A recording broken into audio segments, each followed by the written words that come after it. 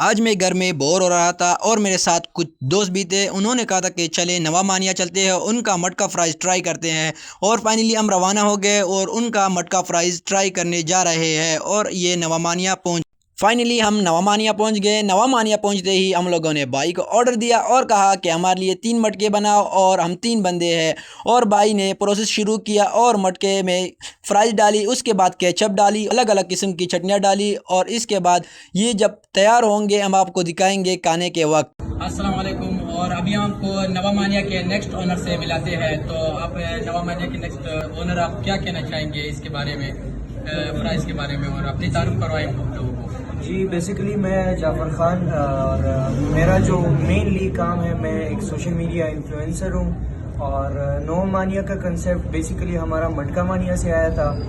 ایک نیا انیشیٹو تھا، کوئٹہ میں کچھ نیا نہیں تھا، کوئی اسپیشل فوڈ نہیں تھا، and this was the only thing which looks unique to me.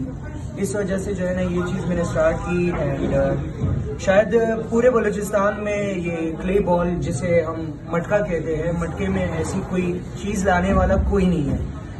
میرے فرسٹ پارٹنر رحمت Khan was the only person to come with this initiative. تو یہ ایک اچھا انیشیٹو تھا، اور کوئٹہ والوں نے ہمیں ماشاءاللہ سے بہت اچھا سپورٹ دیا۔